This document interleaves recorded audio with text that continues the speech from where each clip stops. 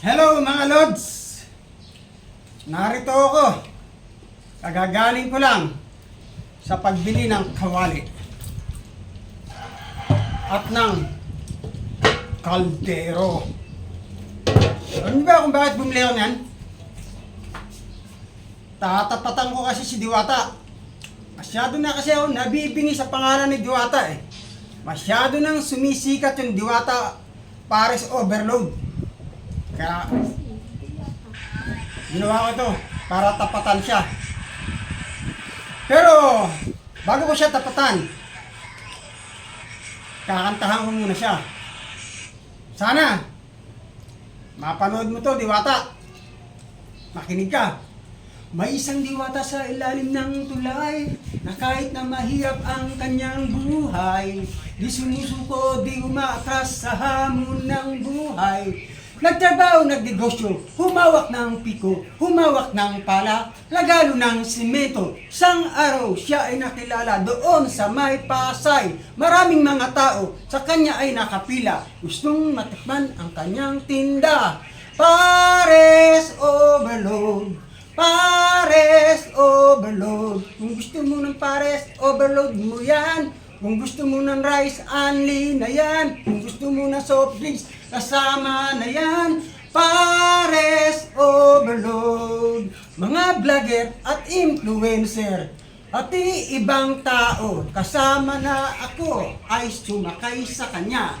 Sasakyan kita, basta't sasakyan mo rin naman ako. Kung gusto mo ng Pares Overload mo yan. Kung gusto mo ng rice, only na yan. Kung gusto mo ng soft drinks, asama na yan. Pares Overload, Pares Overload. Nakakalungkot ng isipin, kundi sumikat si Diwata, may tutulong kaya. Diwata! Tatapatan kita, wala samaan ng loob. Sana pag nagkita tayo, hindi ka magagalit sa akin. Baba, Walang personalan ha? Oh, bakit? pagluto mo na ako. Oh, nagpapaluto na ang asawa ko. Gagamitin ko to, Diwata. Para masampulan. Ito. Pagluluto ko siya ng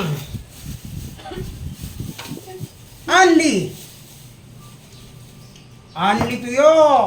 Ayan, Diwata. Pagluluto ko siya, Anli tuyo. Magsawa siya.